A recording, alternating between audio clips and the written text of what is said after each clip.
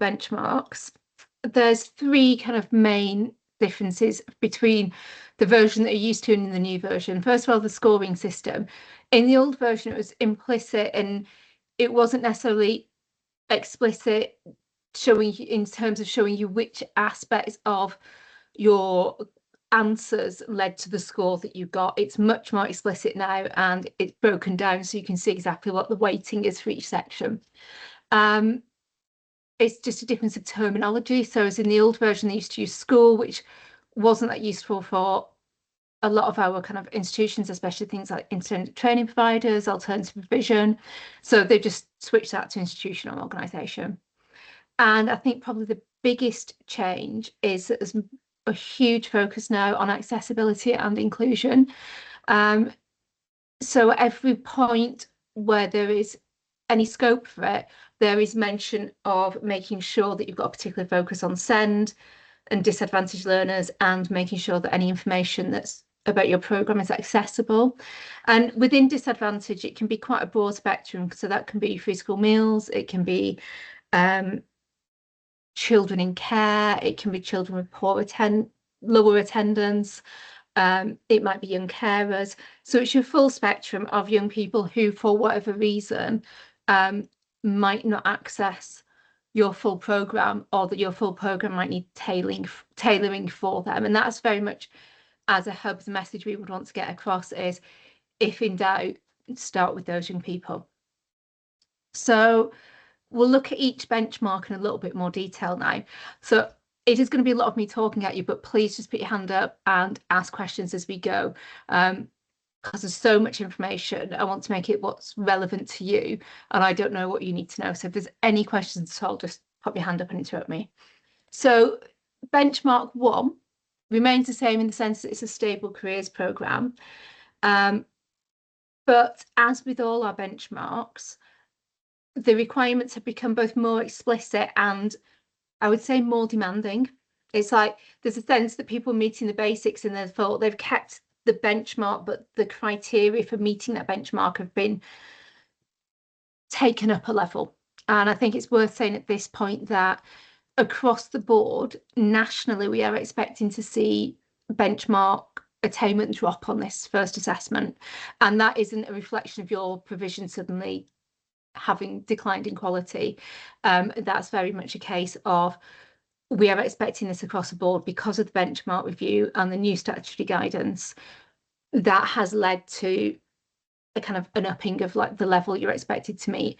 And we are going to be communicating with your head teachers to make that nice and clear, because we don't want you to be kind of having to explain, you know, why things have apparently changed when actually it's a case that the standards have changed and we're expecting a national drop. So in terms of the old version of benchmark 1, it was very much about, have you got a programme? Is it published on the website? Is it evaluated? It's no more detailed, looking at, is your careers leader trained? Is your programme and your careers plan aligned with the school development plan? Has it got learning outcomes? Is there parental engagement? So there's a lot more strategic focus with that link to the development plan, and it's a lot more drawing it into line with other kind of curriculum subjects in terms of having learning outcomes, in terms of being aligned to the development plan. Likewise with the website, it was very much about, is it on your website and is it checked? And now it's breaking it down into different audiences and making sure that it's accessible for different audiences as well. And whereas before, evaluation was kind of defined as being every 3 years, it just asks if it's regular and leaves it to you and your school quality assurance schedule to decide what would count as regular. And I think what we would expect is that any quality assurance cycle that you've got in school, careers would be part of that and would follow a similar cycle. And it's also really focused on not just is evaluation happening, but are changes made to the programme and to your strategic plan based on evaluation. I will send these slides out, so you know, make notes if that helps you, but if you feel like you're like rushing to make notes, don't worry, I will share all of this with you. Are there any questions about the changes to benchmark 1? Excellent. We'll move to benchmark 2. If you think something partway through, just put your hand up. So again, benchmark 2 is still about providing access to labour market information. Whereas the old version was focusing on learners having access to labour market information, now it's about how confident are your learners in using that information? How good a quality is your information? How do you know that it's good quality labour market information? Is it tailored for SEND? And is there support for young people to access, use and interpret that information? So again, it's gone from have they got access to it to what is happening with the access? What are they actually doing with it? And in the old version, you know, we wanted to make sure that parents were engaged with labour market information. And now there's a real distinction, not so much for specialist provisions, but for the mainstreams. It talks about, in the questions, it talks about access to LMI for all parents. But then when it comes to SEND students, it talks about, are you actually sharing and directly sending LMI to them? So there's a real distinction in the sense that they're expecting you to go a step further for parents of young people with SEND that's different from the rest of your cohort. And also, and this is a theme that runs through all of them, staff access to labour market information and their confidence in using it is now also there. So there was nothing about how your teaching staff or other school staff who support students had access to LMI. That is now on there as well. So you can see that it's the same area, but new requirements or more precise requirements have been added. Right, any questions on benchmark 2? Right, let's have a look then at benchmark 3. So this is kind of addressing the needs of all students, and this is obviously where we see a lot of that big change that I mentioned about more focus on inclusion, more focus on disadvantage really comes through in this benchmark in particular.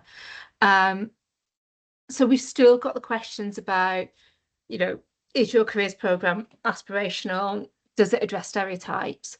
But it now adds, are you using alumni? So it's giving you a really clear steer that one of the ways to bring careers education in your school that's being recommended is using your alumni if you can, and kind of bringing that in as part of your programme.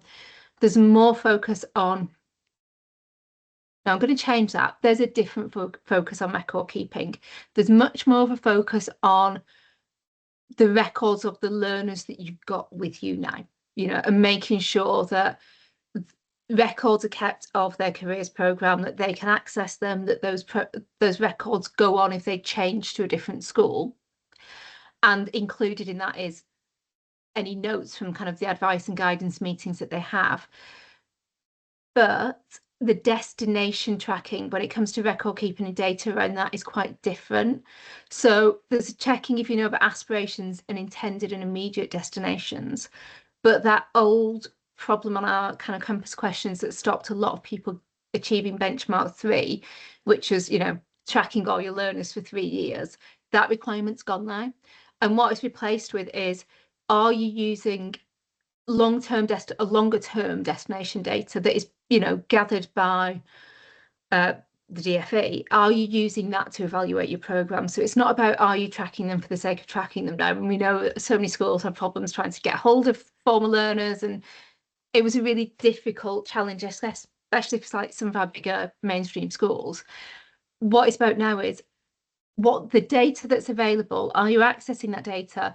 And then it's about, are you using it to actually reflect on how well your programme worked, and then what changes might need to be made. So it's much more aligned with how we'd use assessment and evaluation data in other subjects in school, where, you know, if all your students did really badly on assessment, or in this case, your leavers didn't, you know, ended up needs, you would go back and look at how you were delivering that programme to make sure that didn't happen in the future. And there's a much greater emphasis on SEND and making sure that there's personalised support for SEND and disadvantaged learners. Any questions on benchmark 3? Whipping through them then. Benchmark 4, which is, you know, careers in the curriculum. To say, feel free to put questions in the chat as well if you don't want to shout out, and I can read them out. Right, this is a really interesting one, and there is a bit of a difference between the SEND Compass questions and the mainstream Compass questions here. So Lindsay and Simon, you will be, when it comes to some of these questions, your Compass questions will be slightly different from Emma's. So the old version only asked about English, maths, science, PSHE. Now it asks about all subjects in the mainstream, almost all subjects, no mention of PE, but most subjects get mentioned in the mainstream one now. And they also ask about staff CPD. So what they're looking at is what proportion of your subjects include some kind of careers information. And they do define that for you, like pathways and related careers. Then they ask in the mainstream version about each subject individually. And then they ask about it per year group. So there's a lot of going over the same ground, but from different angles to kind of cross-reference it. So, because if you just asked about year groups, if all your maths lessons include, like, at some point in the year, every year group in maths access some careers in the curriculum, and you only asked about year group, it would look like they were getting it across the board. So they asked by subject and by year group, you know, because if every subject has it, but only in year 10, again, that wouldn't give the full picture. It's a slightly laborious question. But I think I can see why they're kind of asking that, and it helps you then to identify your gaps as well. And then there's, yeah, I've covered that, learner experience by subject. That's benchmark 4. Move on to benchmark 5. And it's employer encounters. It used to focus on how many encounters you're having and how often. Now the focus has moved on to that idea of meaningful, you know. So it's not about how many encounters with employers your young people are having, it's are they having meaningful encounters. And again, the criteria for meaningful are really explicit. And not only does it ask if young people are having them, but then it asks questions going through each criteria for meaningful. So by the end of it, you'll know those criteria. And it's only going to count the ones that really kind of meet all those criteria. And it includes things like opportunities for preparation, for reflection, a diversity of industry. What is really noticeable that Vicky and I noticed today when we're looking at this is, as long as there is, as far as I can tell, as long as there is an encounter in Key Stage 3 and an encounter in Key Stage 4 and Key Stage 5, if you have it, and it meets the meaningful criteria, then you're meeting that benchmark. So it's not about having lots of encounters at this point. It's about the ones you do, making sure they're meaningful. And I think that's a lot easier. I think it's a lot easier to build a wraparound program around making the encounters you've already got planned really valuable, rather than just trying to increase the volume, which can be quite an organisational feat. And the number of businesses questions still there, but it's not the main focus. The real focus is on the quality of the encounters. Okay, if there's no questions, I'll move on to 6. And again, we've got a really similar thing here with experience of the workplace. It's focused on what proportion of your learners, well, the old one was focused on the proportion of your learners that have experiences. And again, now it's looking at the quality of those experiences. And it's got some quite clear criteria, including extensive two-way interaction, meeting a range of employees or people in a business, young people being able to complete a task that's set by the employer and getting feedback on it. What it doesn't seem to have, which again, you know, I was going through this in real detail again before the session, you could potentially meet those criteria without having to necessarily take your children out of school. So workplace experience could meet all the meaningful criteria, but take place within your building with people coming to you, which hopefully will ease some of the pressure. And at this stage, there is no focus on how many of those experiences or how long those experiences are. So you could potentially do a 2-hour visit or have, you know, employees into you, and it wouldn't have to be a really lengthy period of time for it to meet those criteria, as long as you're doing all the things that make it meaningful. And again, there's a real emphasis on making sure that SEND and disadvantaged learners are supported to access all of that. So what looked very, very daunting in the new statutory guidance and the new benchmarks, when we're looking at the compass questions, you can see that it's been broken down to make it kind of the next step is making what you've already got meaningful. And if you're not already doing workplace experiences on with Key Stage 3, making sure that you bring Key Stage 3 into that as well. I'm sure there was something else I wanted to say about that.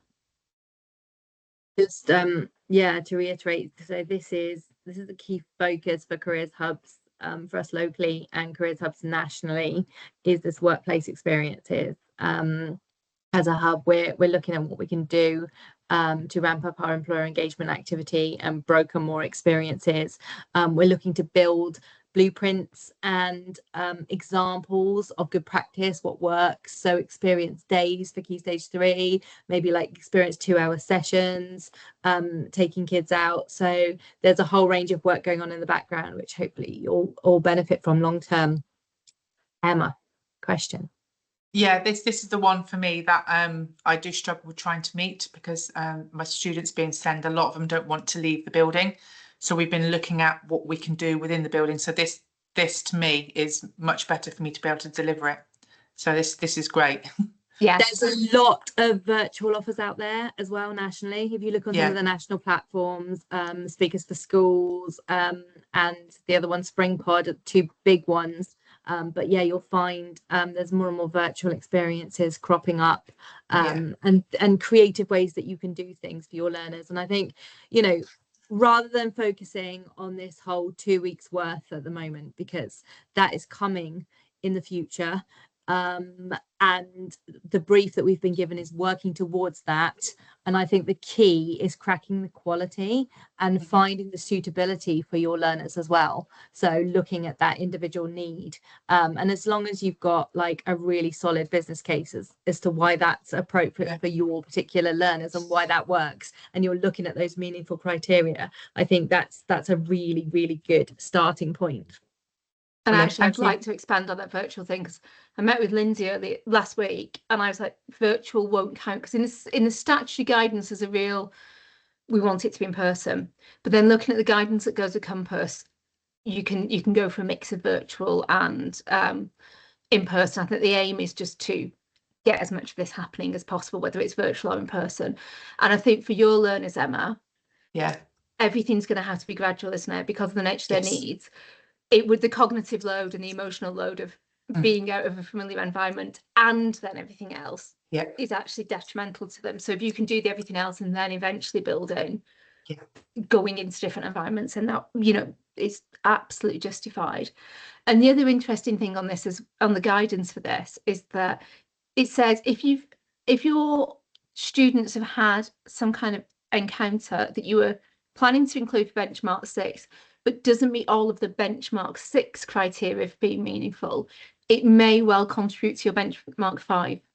So, you know, if there's some elements of it being like a workplace experience, but it's not fully that, you can put it into benchmark 5. So it's really explicit on where you would fit that in, which is really helpful. But I also think there's room for kind of hybrid, virtual and in person. So even if you might be in school and have employers come in and do all the things that make it a meaningful experience, but they might, for example, to make sure that your students meet a wide range of people, they might decide to kind of have those people call in on a Teams call. So you could have a real mix of virtual and in person, even, you know, in one encounter. So there's lots of different ways to do this. And as Vicky said, what we want to encourage you to do is kind of pilot approaches with small groups, you know, a single employer maybe, and then build that up and really get your quality in your model and different models for making it work rather than going for volume. Right. Benchmarks. You may find that a visit followed by like an online task back in the classroom is enough for your learners to like just to go and like see and just have like a short tour. There's no stipulations on timing either, so yes, the 2 weeks worth thing, but that's like over a long period of time over their school life, and it doesn't mean you have to do like 2 weeks in one go, or even 1 week in one go, or even a day in one go if bite-sized chunks work better for the learner. So it's about making it fit for your setting and your students. Okay, benchmark 7 then. The old version just focused on what kind of providers you are having encounters with. It now brings, it's had like separate little sub questions about universities, institutes of technology, and university technical colleges and studio schools. Now, given that we've got one UTC in the county, I'll be interested to see how that affects our kind of benchmarks, and whether if you don't have access to that, it makes a difference. But we don't have any studio schools, so as far as I was aware, Vicky, no studio schools in the county, are there? No. So again, more detail in that. The PAL questions are still there. They still don't count against your Compass score. However, it is the one bit that is actually kind of a legal requirement. So it's interesting. It doesn't count to your benchmark score, but it is a legal requirement to make sure you're meeting your PAL requirements. And then there's more focus as well on looking at your provider access legislation by key phase, so key stage 3, 4 and 5. And also, I think it's on these questions, it's focusing as well on making sure your free school meal learners are having access specifically. So there's a real shift here in needing to know who your free school meal students are and having the data about them as well as the data about your cohort as a whole. And then benchmark 8 is quite similar. There are some tweaks around being explicit about the timing of interviews being around the time when students are going to be making choices about their next steps. So, kind of year 9, year 11-ish, year 12. And there's more emphasis on communicating with parents, and also there's a question asking if you are collaborating with your SENCO and pastoral teams to make sure there's a holistic approach to careers advice and guidance. And we've got definitions there for who can provide each aspect of this, what qualification or guidance you need. Is that a question from Emma there, Vicky?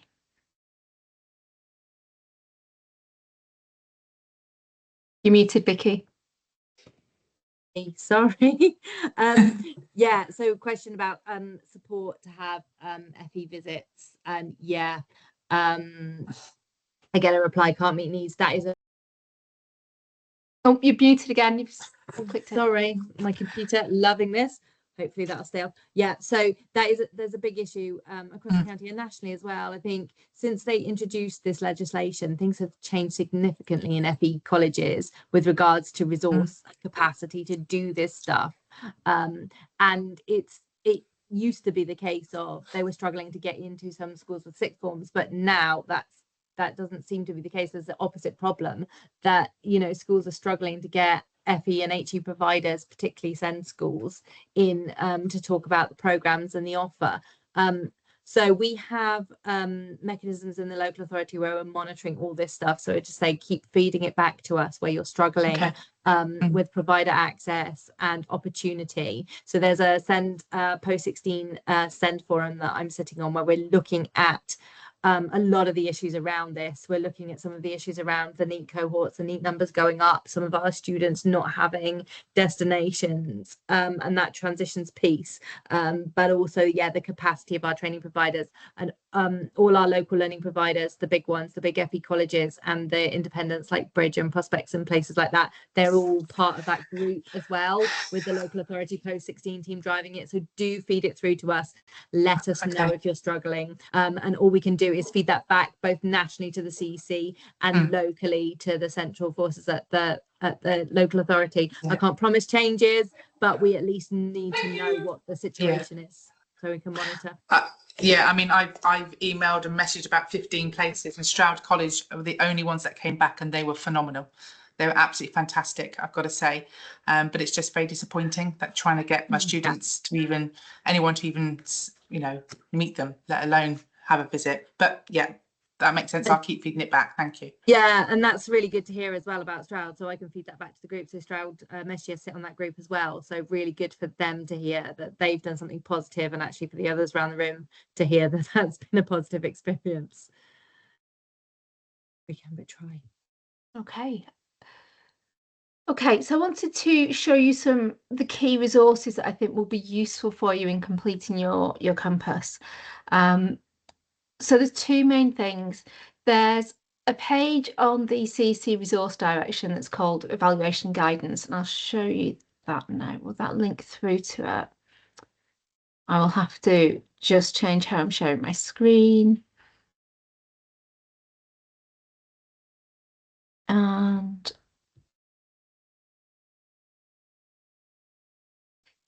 that link that's on the slideshow takes you through to this page.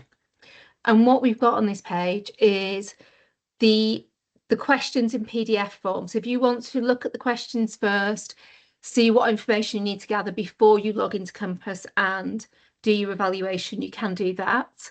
But most important, so it's got the special settings questions, the school questions, and the FE questions. What it also has with each one is a guidance document, and this is really valuable. So I'm hoping you can see that. It has each question and then prompt questions and clarification to go with the question. So if you are not sure about an interpretation, it may well be that this will help. There are still some that are still open to further interpretation, even with the clarification. And if you aren't sure, that's where we will come in. Obviously, we'll support with that. Also, there are, let me just shrink it back. You've got the question, the clarification, but you've also got then links to resources that might help you then to meet that benchmark. So if you find that you've answered that question and it didn't get 100%, it's got resources there that you can refer to that might give you some guidance on then what you could do to put in place the things you need to do to then meet that benchmark. So this document is absolutely kind of the thing to have open and with you as you complete your compass, because it will really, really help. So there is that. And then the other resource is this one. We've got, you'll find that a lot of the compass questions, of the questions are meaningful for benchmark 5 and 6, so encounters with employers and experience of workplaces. One of the things they say is that they have to be underpinned by learning outcomes. So there has to be a clear learning outcome that is shared with young people and that is shared with the employer, which could then feel like a huge deal to go away and kind of reinvent the wheel and write lots of learning outcomes. The CEC have started to produce what they call universal learning outcomes. There's not a lot of them, it's one page. And you can see that they're divided into self-awareness, career knowledge and decision-making, and recruitment and workplace readiness. And they're not huge. So if you are not at a stage where you would even want to think about writing your own bespoke ones for your institution, which is probably not ever going to be necessary, but something you might want to do at some point, you can use these learning outcomes. So rather than going away and thinking you've got to kind of write a whole set of careers related learning outcomes, these are here. And this document, but what I wouldn't do is kind of print this out and just use the printed version forever, because it is very much a a document that is being reviewed by the CEC and updated. So it's one where I would just use the digital version to kind of make sure you're using the most up-to-date version. But if you think these are a good starting point but not enough, you can then at least use these as a starting point if you're looking for learning outcomes. It gives you that springboard, or you can just use these straight off as your learning outcomes. So if you find when you answer your Compass questions on benchmark 5 and benchmark 6 and you find that you didn't meet that criteria because you didn't have learning outcomes, this could be quite an easy way to level up that bit of your practice by putting in the learning outcomes to go with the activities that you're already doing, and just making sure that they're shared with the young people when they do the activity and shared with the employers, so they know what the purpose of the activity is and what you're hoping to achieve with it.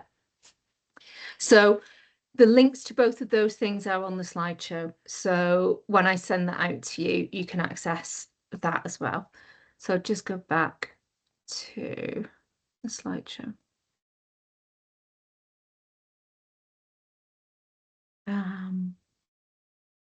Where were we? A long way in. There it is. Sorry, let me get back to where I was. Okay, so those are our supporting resources. There are others as well, and as I said, the guidance then there's links to further resources, but these are the two things that I would want to hand if I was kind of completing a Compass. So we've got about 25 minutes left. I have screenshotted all the Compass questions, and I will warn you now, there's over 40 slides. So we could go through them one at a time, or we could jump to the particular benchmarks and questions that you are most concerned about and then see how many we get through. And I think that would probably be a better use of the time we've got available to us. So if you want to just come off mute and tell me where you think you might like to start looking at these Compass questions, ones that you think you might need the most input on.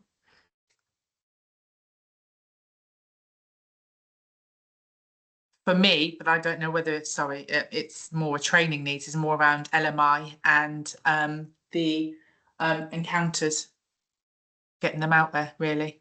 The other two for me. Simon? I would most definitely agree with the LMI about how we deliver that, because we share things, but it isn't measurable what we share, and that makes it really hard when we've got to report on it. Yeah. Simon? Yeah, I think I agree. This is obviously the changes to the benchmarks, the changes to the statutory guidance, the changes to the Compass return is much more in-depth and rigorous, and a lot more, dare I say it, admin that needs to go with it to demonstrate it. And so I guess a variety of people and a variety of institutions that have different amount of allocated hours to run in this role. My concern is capacity to demonstrate the good things that we're doing, having the capacity to record and demonstrate that. So that's sort of some of the thing, rather than question specific or benchmark specific. I think that's the challenge that sort of is coming across when I'm reflecting on how to do it in my setting. I guess so yeah, I'm not being question specific, I know, but maybe a bit general. Well, do you know what, we had a little kind of our first kind of prototype a grammar school cluster last week, and Chris from the Crit was there, and he had a really amazing tip that just thought, why don't we do that all the time? And he was saying, when the school has, you have your data drops, and then you do your, as a head of department, you have your meeting with SLT or the head teacher or whoever, and you do your kind of data analysis review.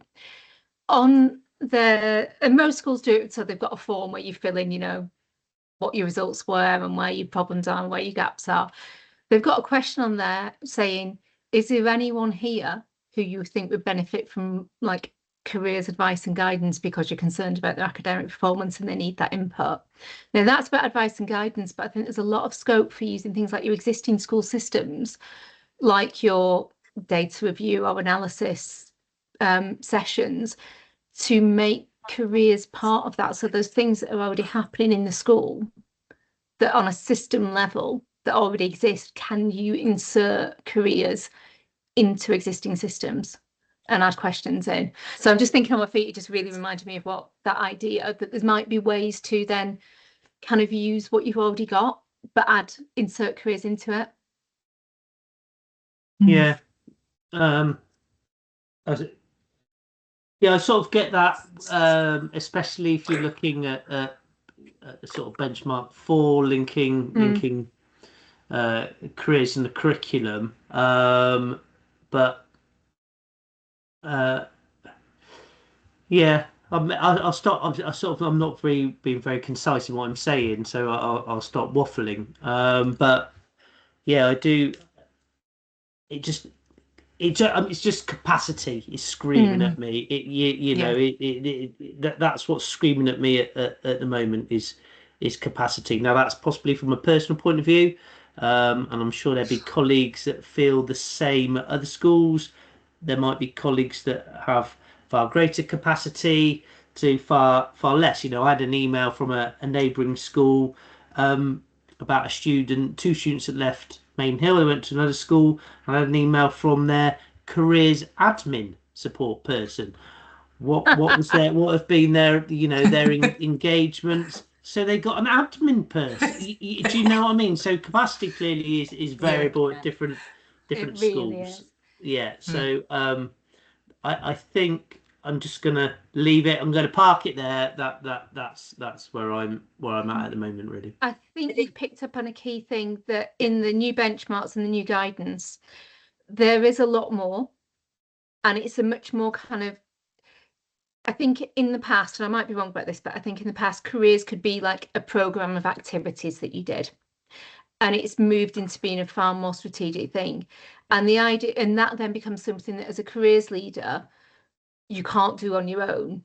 So along with that push for it being a much bigger role, is a push for it to be much more spread across the school, and there being more senior leadership involvement. That idea of it being everyone's responsibility, which I know we talk about with things like literacy all the time, and I know that's a real battle. Lindsay and I've talked about what a battle that can be in a school, but I think there is that sense that it has become a much bigger, more strategic thing, and much more in line with other aspects of school life than it has been in the past. And as a result, it is something that you can't do on your own, and that it's not just about it's capacity and admin, but it's also that kind of support and drive from the kind of senior leadership as well. Is that fair to say, Vicky? Yeah, and you completely agree. It's taking it to another level where careers they're looking to embed careers education across the whole school system, and everyone play their part. And I think the careers impact system and the leadership review will help to highlight some of those gaps potentially in your school and college, and help to get that senior leadership buy-in. But you need all the allies you can get from your governors, from your senior leadership team, and from subject teachers as well, in terms of that communication. We can support where we can, but it does need resourcing, and it's a real challenge. It's going to be a challenge nationally as well, where the government is saying we want schools to do way more on this and up the levels, but there's no extra funding, there's no extra people, there's no ring-fenced resource for it, and every school does do it differently. And I think sharing practice, learning from the setup at other schools and how every school resources it can help.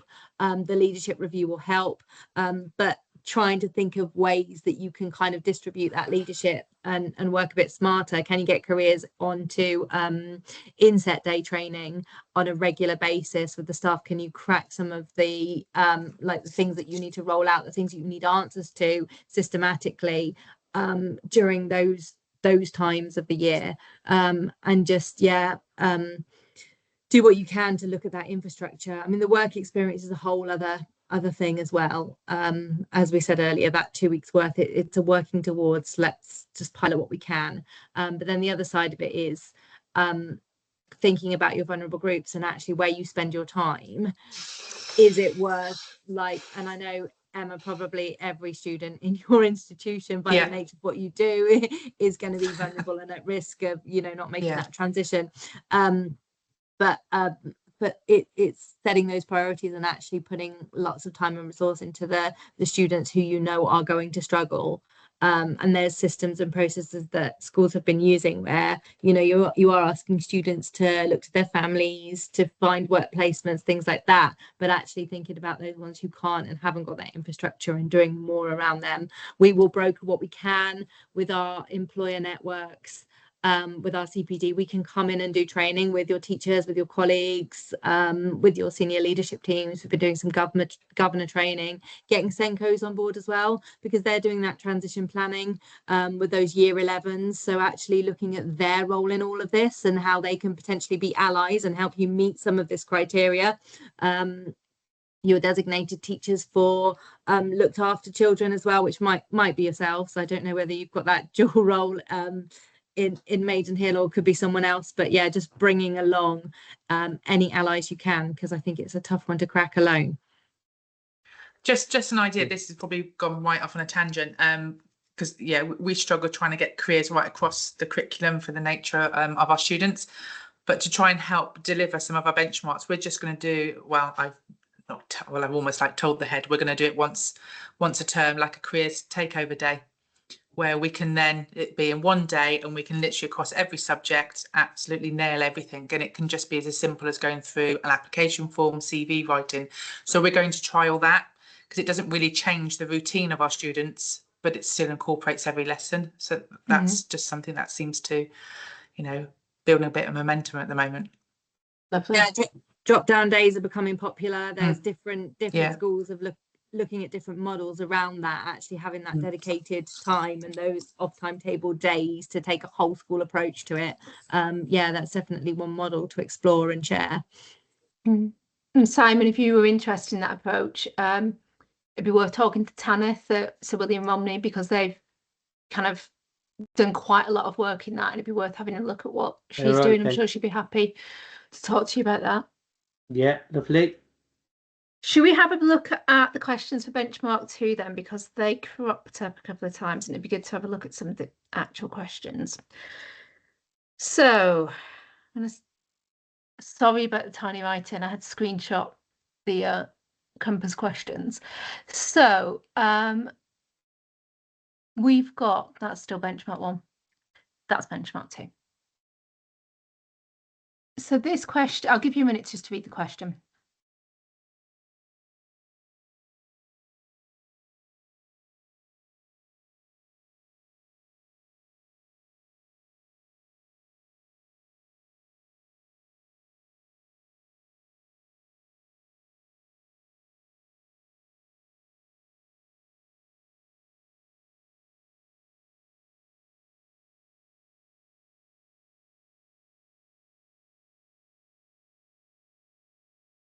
So it's worth noting they've got that bit in there about this could include information on the labour market. But if you've got SEND students, it could be the local offer. So kind of, you know, what their next steps, and there's a whole kind of section of the GCC website that is the local offer. And again, your SENCO would probably be very familiar with that side of things. And then it says, and any other information to inform decisions on next steps. So it's quite a broad definition of labour market information. Okay, so it's not. Vanessa, Come. Sorry, so we did send information to SEND students about the offer when they were doing the open sessions in Gloucester.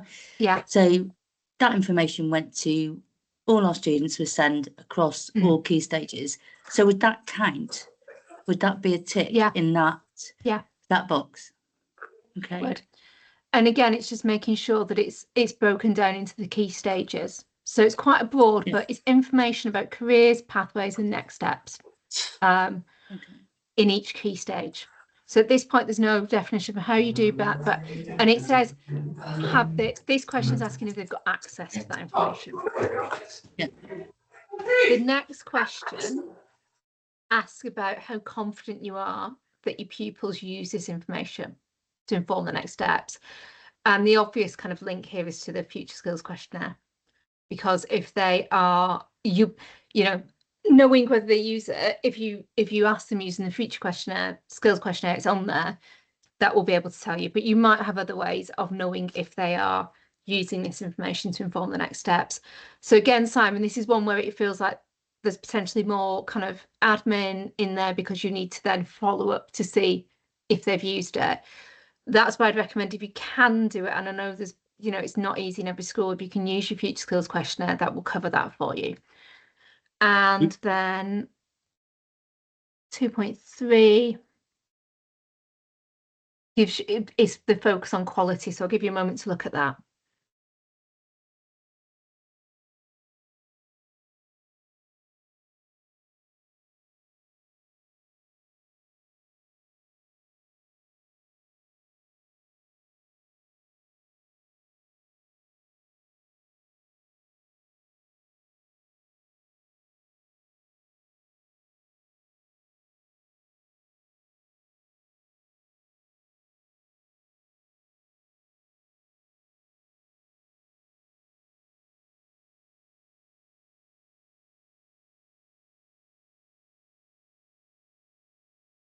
So this is really giving you that like clarity on what would count in terms of it's good quality, it's relevant, it's up to date.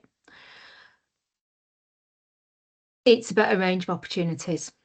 Obviously we've got the tailor and send, which is going to come through any point where it can come through, will come through. The thing that might need some clarification is that bit about an informed advisor. So this is not somebody who is kind of a level 6 qualified careers advisor. An informed advisor could be a member of staff from the school if they are well informed. And I think that is the minimum qualification here, Vicky, level 4, I think. Yeah. So as long correct. as they've got a level 4 qualification, it can be an employer who's coming in to talk about those things. It could be you as a careers leader. It could be other members of staff who are well informed.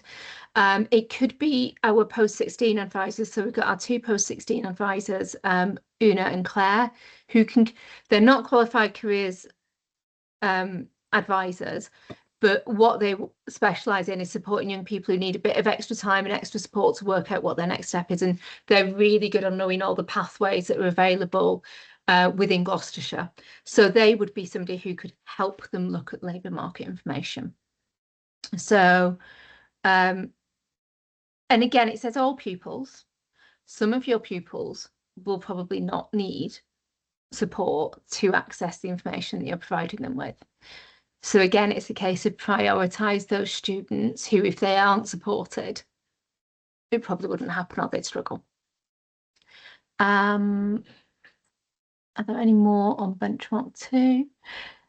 Yes. So the next question asks if you provide them with access to information about careers pathways LMI for parents. And then it's a slightly different one. Do you actively encourage and support parents and carers to have careers conversations with their young people? So that could look lots of different ways. Vicky, do you want to add anything on that one? It's quite an interesting one. Yeah, it is an interesting one, and I think there's like lots of ways you can do this one, obviously including those conversations in your parents' evenings and any parents events and options events, but also information that goes out to parents. There's some really great resources out there, so making sure parents know about that Gloucestershire What Next booklet, which is on our website, which covers all the pathways in the county that our post-16 team pulled together. But then in terms of the technical and apprenticeship routes, Amazing Apprenticeships is a fantastic resource. It's got a whole parent zone on there, a parent section, and it really unpicks and demystifies apprenticeships for parents and carers, where to go, what to do, where to find them, what they involve, so all that technical information. So there's a lot about signposting and having the conversations you know, where you can at parents' evenings, but getting the information out there through the various different formats to your parents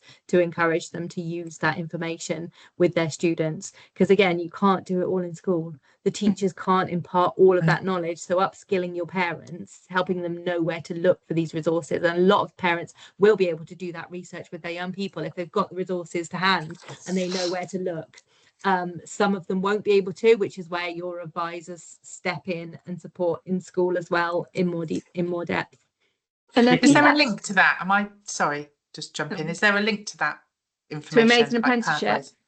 pathways? Yeah. I will add that when I email this out to you. I'll add a link to Amazing Apprenticeships and to what's next. Wonderful. Yeah, and Wonderful. Thank again, you. if you've got And things like slide. that, this comes up and you go, okay, where do I start with information for parents? Please use us. Come to your careers hub, because Vanessa, Rob, Angie, myself, any of us will be able to give you that breakdown of resources, to signpost you in the right direction, to tell you where the information is that you can include on your website, and show you examples of how others have done it as well. So please do use us. Wonderful. Thank you. And I think that's where, when we're talking about sharing the load a little bit, this is where your pastoral team really come in, because there will be some parents who, for one reason or another, need a lot of support. I am going to guess that your pastoral team are probably really involved with those parents already. So it's about bringing them in to kind of making sure that they have access to the materials, maybe know a little bit more than they do at the moment about pathways, so that they can bring that in. And it's a real win-win, because we know that so many young people who are disengaged from education can be re-engaged by looking at careers.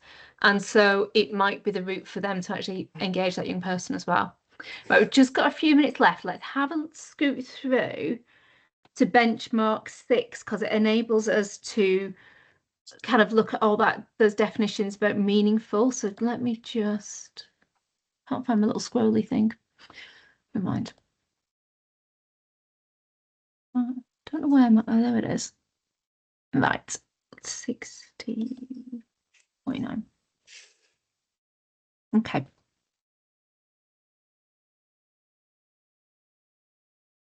But that's a lot of words. Don't worry about reading it now. But it's what proportion of pupils have at least one meaningful experience during Key Stage 3. So at the moment, we're looking for one meaningful experience, and it's got those criteria for meaningful there.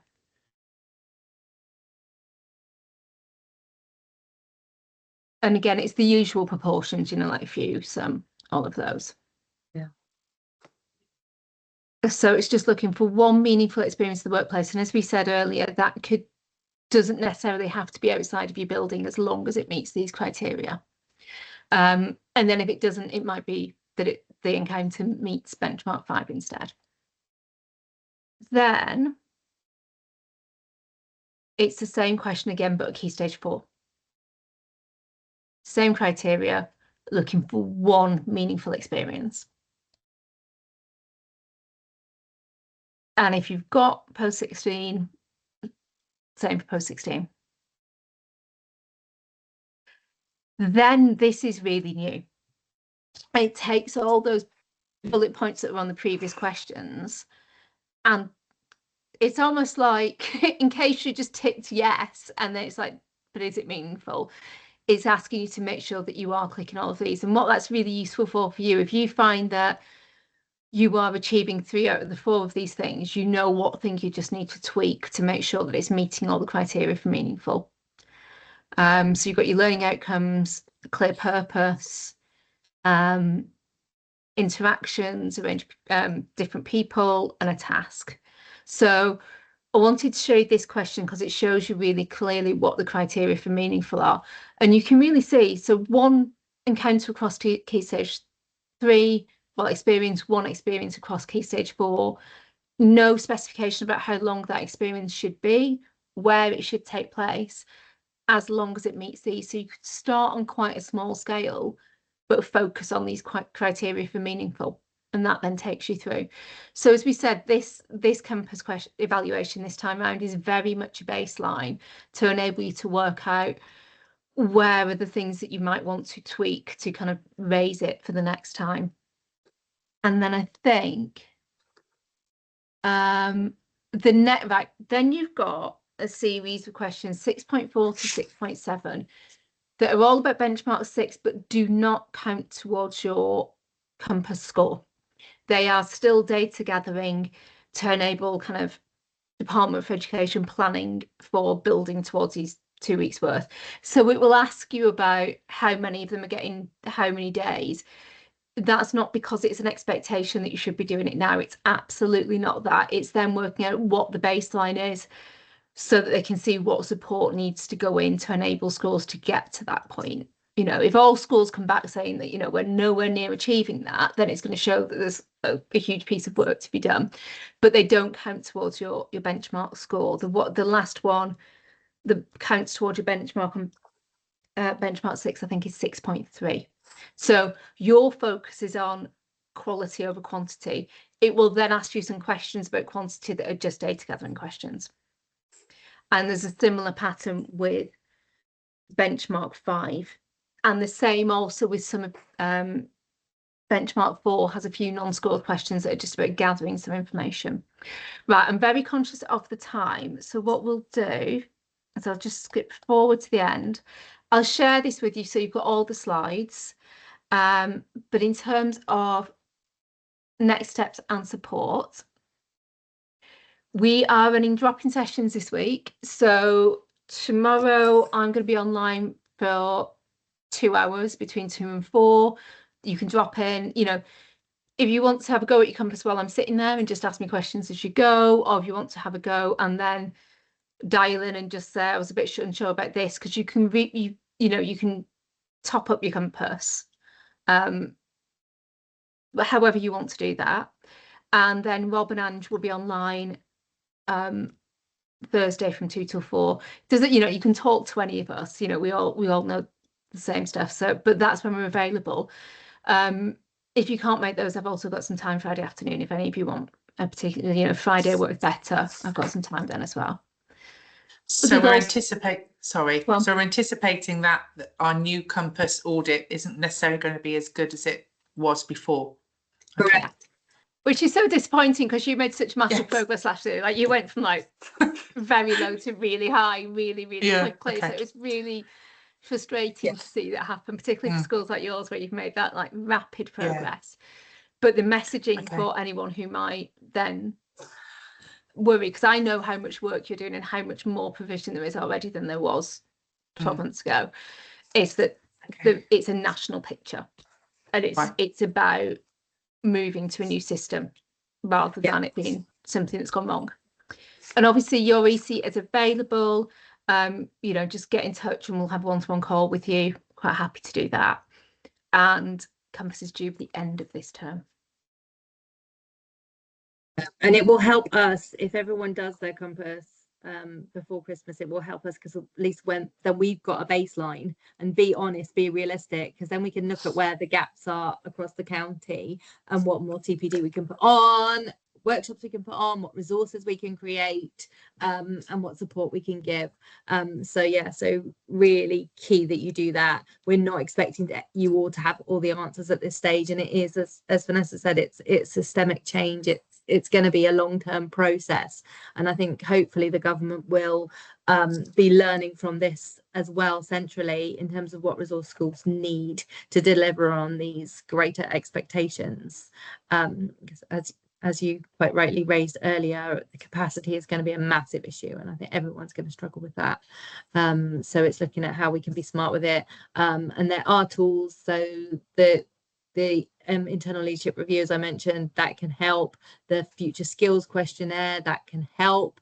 Come to us for resources, any gaps you've got in your knowledge around local, national provision resources. Use your networks, your infrastructure. But it's something we're going to have to slowly work on together. Vicky, do you want to plug the conference one last time while we've got people in the room? Yes, if you haven't signed up for the Careers Leadership Conference, please do register by the link that went out. I think it's going to come again. A link will be coming out in our newsletter. Please do read that as well, because it's full of opportunities that you can get involved in. That will be out this week. But yeah, it's going to be a good day. We're inviting some of our key employers along. Some of our EAs will be there. Some of our training providers will be there, and our cornerstones. And we're opening up those conversations about you know, what employers are doing to help with this, what the challenges are for employers, what the challenges are for schools, and your chance to network and make connections, as well as draw out some of those key questions to make sure that we're aligning, particularly with some of our leading employers. And the employers we're inviting are the ones who are really active in this space, who are doing things, who are working in partnership with us and want to get it right for schools and colleges. What date is that? Sorry. 22nd of January. Okay, thank you. So, and it's at the Cheltenham Chase Hotel. We'll get you a nice lunch. That's a legacy from my colleague Vanessa. Says if you're gonna entertain careers leaders for a day, you have to feed them really, really well. No, so it's a really nice venue. But yeah, so I think this year also we're going to do a lot more workshopping on tables. So we want you to come along with like thoughts, questions, ideas, and really sharing some of the good stuff that you've done, because although it's changing, although there's much more demands on schools and colleges, we know that lots of you have done some really, really great stuff and are already breaking the back of some of these things, not all of them, but pockets of them, and have got some great examples to share. So really keen for you to do that this year. Vanessa, can you tell me if I booked on? I'm pretty sure that I have. I think you have, Lindsay. I think I've seen your name. Yeah. Bear with me. Yeah, I'll check. I'll get Vanessa to prompt you if you haven't, but I'm pretty sure I have Bless seen your you, name. thank on the you. list. Yeah, I Right, just thank checked. It's a Thursday. I'm at college on a Thursday, so that's a major shame. Is there I'll see what I anyone can who could come along? I'll see what I can do. I'll Yeah. see if I can be excused from my college course, because it'd be really good. And we'll sit you with the SEND people so you can kind of share with like similar institutions. Okay, I will wrap it up because we're 6 minutes over. Thank you so much for coming. And like I said, just get in touch if there's anything we can help you with. Brilliant. Thanks very much. Thank It was really you. Thanks very helpful. much. Thank you, Bye, everyone. everyone. Thanks. Bye. Bye. Bye. Bye. Bye. Bye. Are we still recording, Vicky?